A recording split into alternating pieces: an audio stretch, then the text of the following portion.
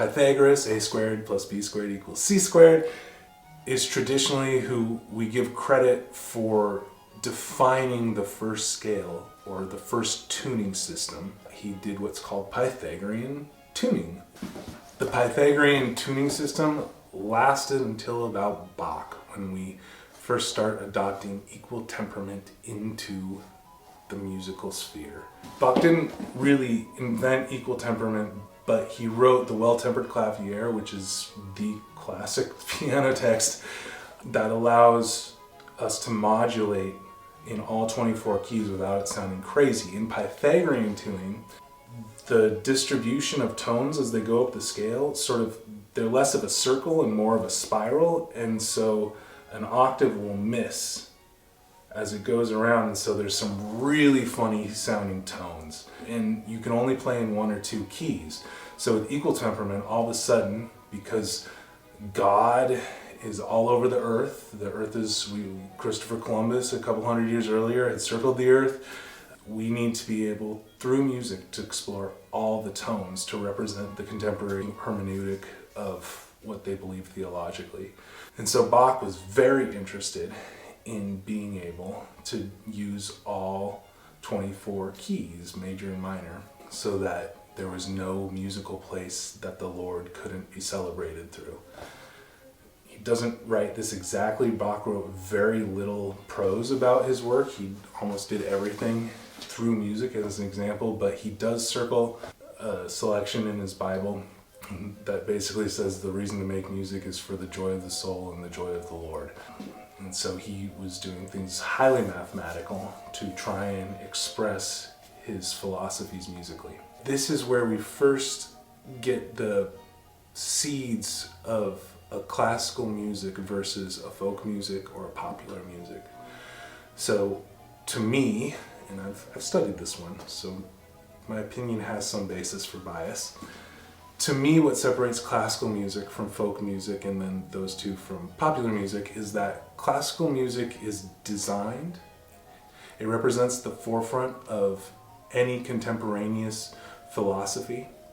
It often goes hand in hand with scientific discovery in terms of how we're defining notes, how we're defining the approach to composition, what's acceptable as sound, what's acceptable as music, what's acceptable as noise, versus folk music, which it's organic, it's not as designed. Now, don't hate on me. There are obviously some amazing folk musics that people have written down on purpose, but they don't become folk music until they're adopted as an innate part of a culture.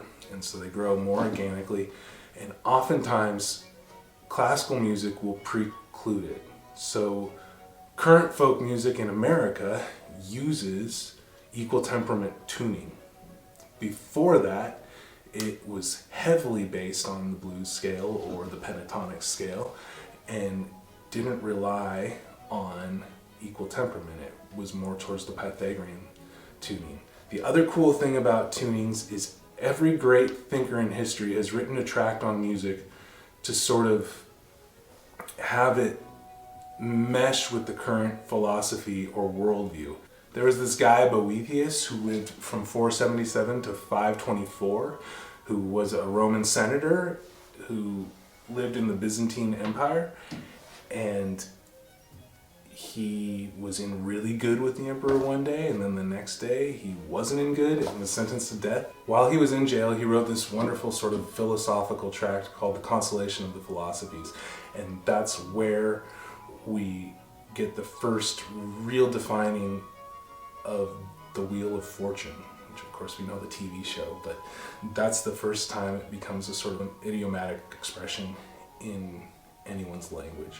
Previous to that, he wrote De Institutione Musica, and the Institution of Music was the first music tract to be published in Venice in the 1400s, so that's cool. What's important is that De Musica defined three realms that music lives in. The first one is the musica mundana, or the music of the spheres, which apparently we can't hear because it's the baseline sound that's been with us since anything existed. It's the hum that the planets make. And there was musica humana, which is anything singing and the natural harmony that humans make. And finally there was Musica Instrumentalis, which is instrumental music, and he goes on and defines how they should be played, what they mean, and more than that, he comes up with a geometry that matches their worldview of how the planets align with the scale. This is reflected today still through two very direct things. The Greeks, who through Pythagoras have the tradition of inventing the scale that we understand, had 7 planets that were visible.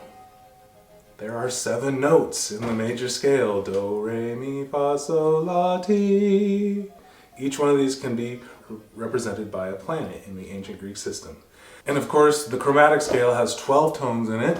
There are 12 signs in the zodiac. Again, this is trying to reconcile the sort of music of the spheres and the geometry of that with the geometry of music, so that there's a perfect system of creation, if you will, that the god of geometry is the same god of music. And the Greeks, of course, are really trying to define this world as like a perfectly geometric place, rounding the square, doing all these things like that. And of course, Pythagoras, who we have the tradition of inventing the first tuning system, 500 BC-ish, give or take, he gave us a squared plus b squared plus c squared. And this tradition still continues. In the Renaissance, there were a bunch of philosophical writers. Galileo's father was one of the inventors of opera.